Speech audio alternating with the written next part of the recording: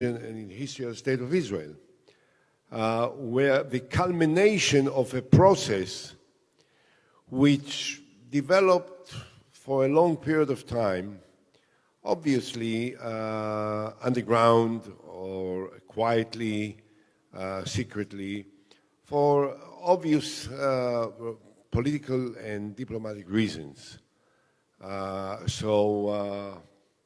It's not inconceivable to draw a conclusion that if these relationships developed for a long period of time, that there were contacts. And maybe you had some of those contacts. And maybe I also had some contacts. But I think that it will be wiser and more responsible if we'll keep it a little bit vague. Okay. How about that? I think we could live with that. So explain to me, though, since the Abraham Accords, we're here at this really, I feel, a historic conference, two newspapers, Israel and Emirati coming together. What are the opportunities that exist? You're looking at it from a 30,000-foot altitude kind of perspective. What do you see is, in terms of business, in terms of political, in terms of diplomatic, what opportunities exist for the State of Israel and for the UAE together? Look, I'll say this. I'll try to be, diplomatic and polite, but I want to take this question one step beyond what you meant it to be in the first place. All these opportunities are very obvious.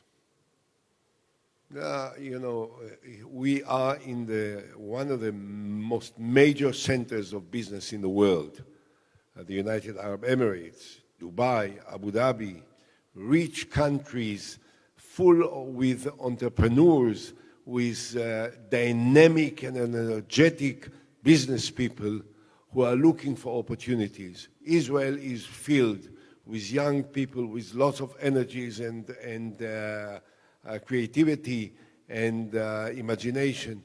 So the public exposed, so to say, meeting between these two groups can produce unbelievable opportunities, and certainly it will develop into a major business partnership. But as I said, this is obvious. You don't need a former prime minister to offer this opinion. Everyone that heard about it, this was his immediate reaction, that we are going to do a lot of business. We are going to do. One thing, though, that we learned, and I said it yesterday, by the way, I hinted at it because but I think it needs to be re-emphasized, is that while some Israelis believe that we come here to teach the Emiratis, how things are being built and developed and created, let me tell you something, which I say to the Israelis that I meet. Israelis are very humble. There is a lot that we can learn from you guys, from the Emiratis, a lot. And that the more open-minded we will be about it, the more humble we will be about it, the more modest we will be when we talk to them, the more we can gain from this meeting for ourselves. So let's not forget it. We didn't come here to teach them. We are anxious to learn from them. That's one thing. Another thing is, I want to take this one step further. The United Arab Emirates leadership has manifested something which is admirable.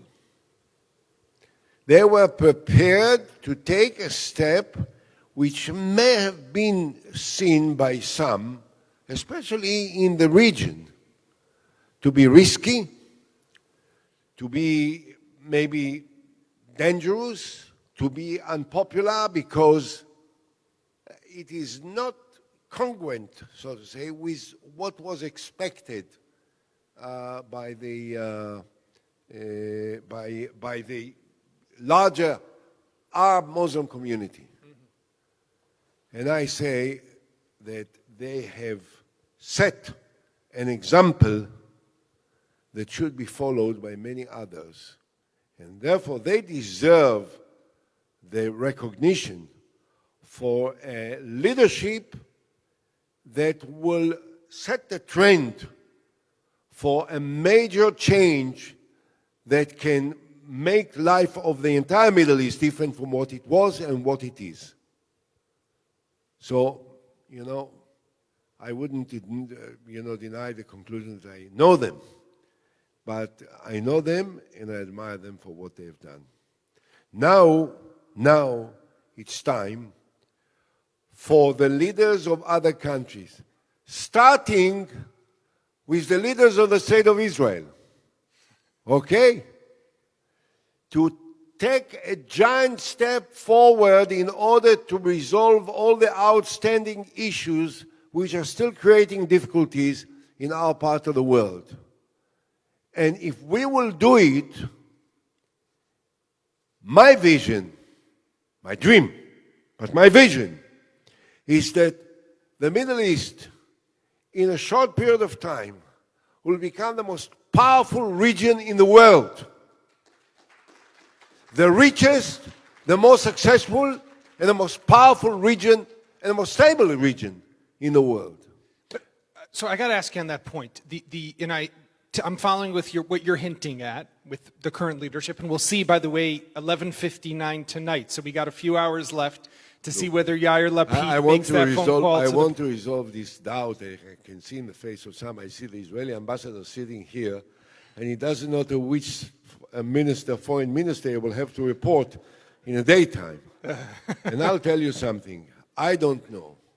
I'm not certain. In the column that I wrote to your paper, which will appear on Friday, yes, I said... Don't give it away. They won't buy the paper. Pardon? No, I'm kidding. They will buy it. Don't worry. They will buy it because they would like to read all the article. I said that I was part of in 1990, now we are talking 30 years earlier, in 1990, there was a political crisis in Israel. And for the first time in the history of the State of Israel, there was a no-confidence motion in Parliament which was successful. It never happened before, nor did it happen after. But in March of 1990, the Israeli government failed in a no-confidence motion, and actually the government was fired, the cabinet was fired, and I was one of those who were fired because I was a cabinet minister at that time. And Shimon Peres was appointed to form a new cabinet by the president who is the father of the elected president of today, was then the late Chaim Herzog, president of the State of Israel, and today Yitzhak Herzog, his son, was elected president of the State of Israel. Served as a minister in your cabinet. He served as a minister in my cabinet, that's right. Now, Shimon Peres was appointed, and he completed everything in a very tough and emotional political process. And a session of the Knesset was scheduled to take place in the Chol HaMoed of Pesach, of Passover, on Sunday morning. Peres was driving to the Knesset to introduce his cabinet and to have the vote of confidence. And when he arrived in the Knesset, he found out that two of his supporters disappeared. And he lost the majority. And he went to the Speaker of the Knesset and told him, I'm sorry, but you have to cancel the session.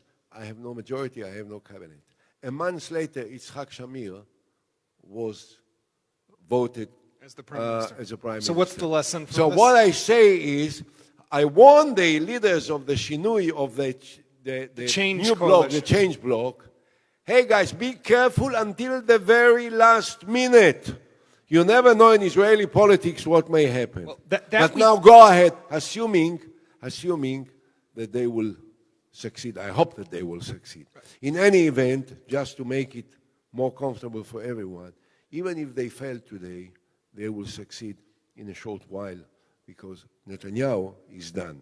But this is my political observation. So, very optimistic political vision, but let me just specifically talking about the region for a moment, going back to the region and your view of how what we see here between Israel and the UAE is just the beginning, how more can happen and more can come from Israel, right? Israel and the Palestinians, I think, is what you're referring to. Can the normalization between Israel and the Gulf states, do you think that is going to help bring a reconciliation to the conflict between Israel and the Palestinians? I'll tell you the truth. Both sides are making terrible mistakes. And I'll start with the Palestinians, surprisingly.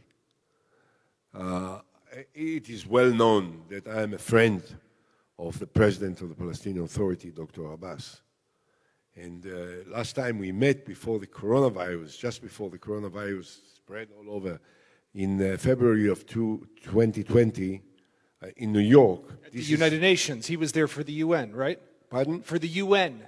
No. I was a guest in America, and he was a guest after the introduction of the deal of the century of the former president of the United States. The deal that never existed. The hypothetical, theoretical deal.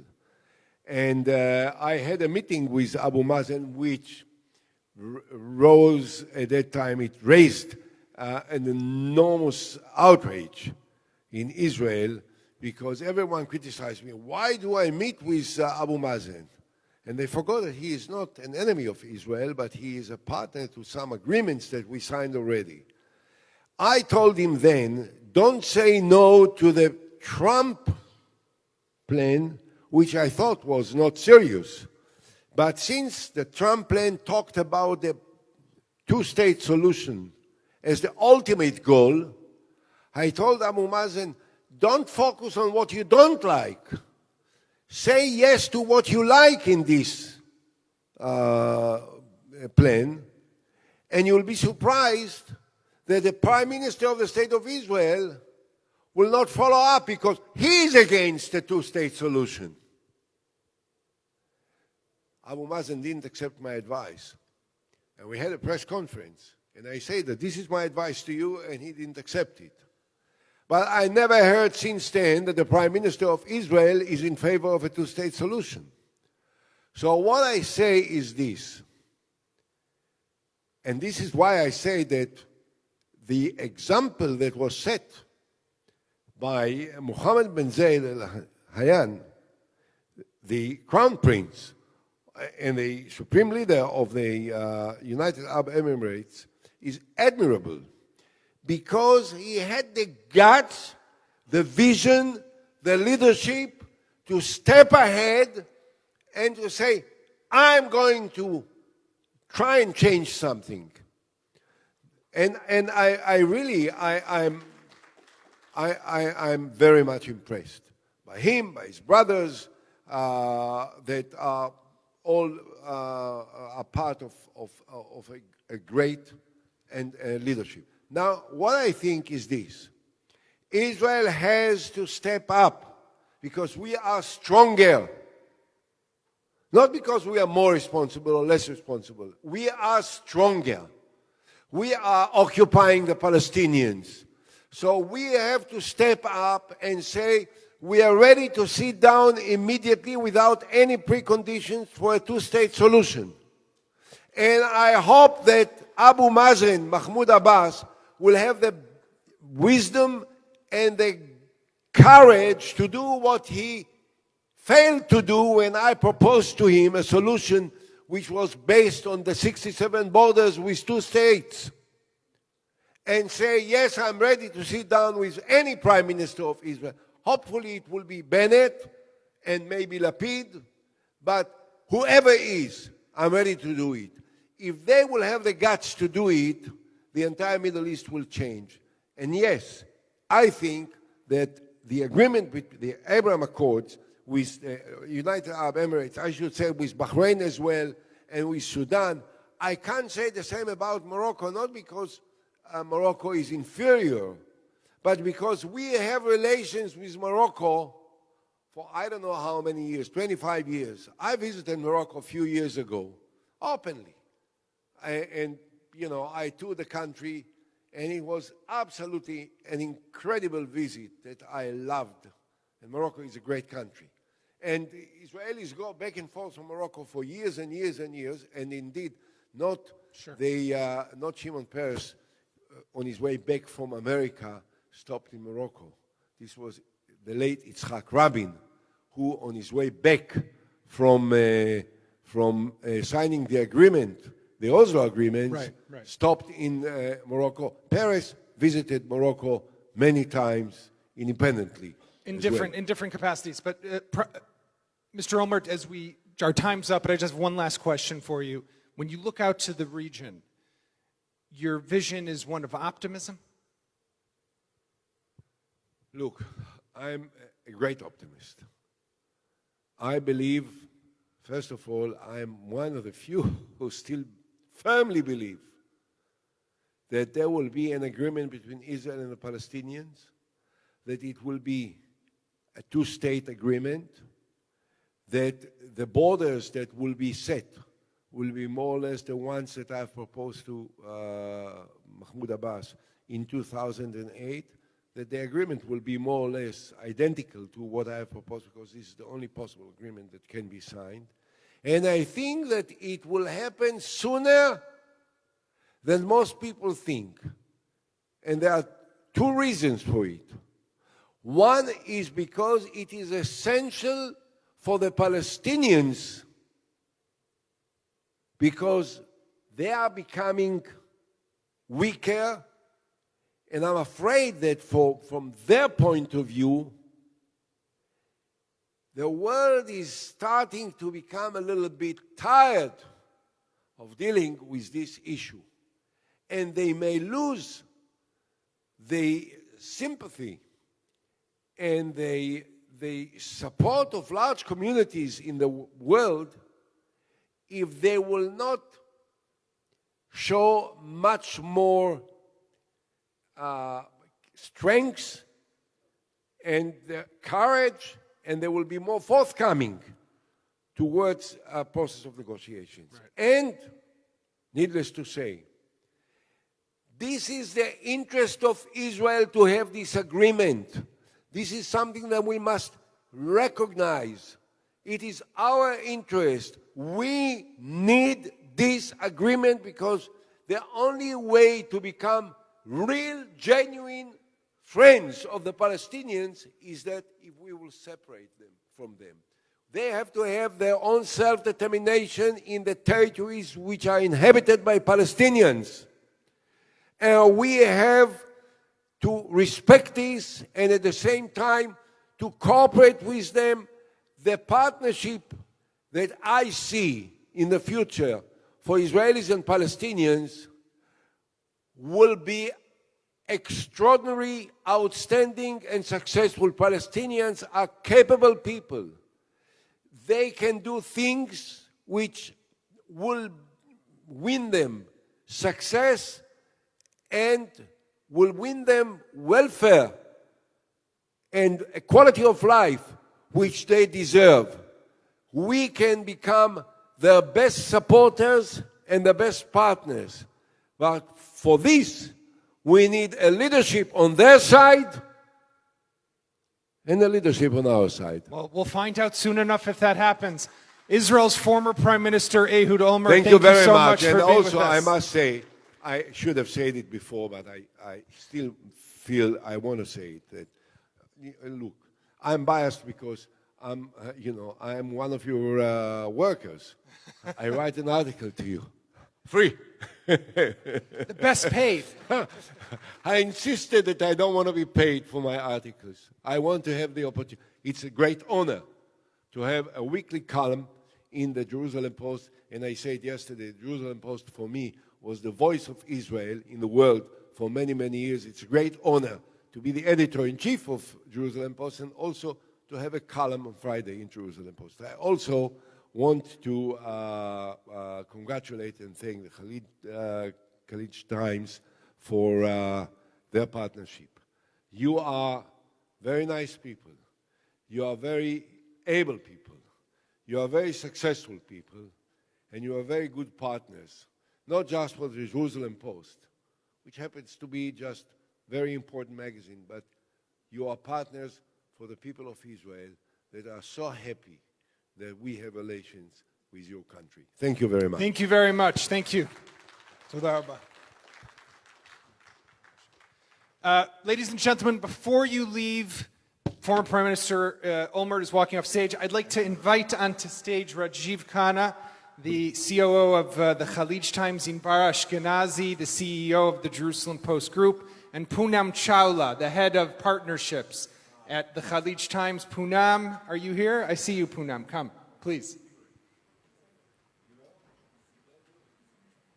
A lot of people have been working very hard for very long to make this happen, and we are truly, truly grateful.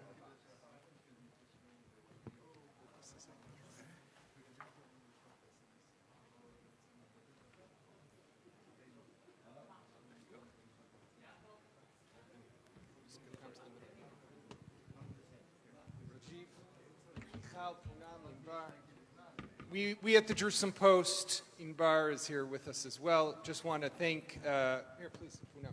Want to thank you, Poonam and Rajiv, Michal, and everyone for partnering with us on this amazing event. It's really, I think for many of us from Israel, an emotional and moving celebration of our relations between our two countries. We want to thank you for the partnership. We hope it's the beginning of many different manifestations of what our two newspapers are able to do together. So this is just a token of our appreciation. This and the front page of our newspaper from when the announcement was made of peace between our two countries. Thank you all very much. Thank you for coming to today. Thank you so much. Shukran, toda rabba. Thank you very much. We look forward to seeing you again. And no one can leave.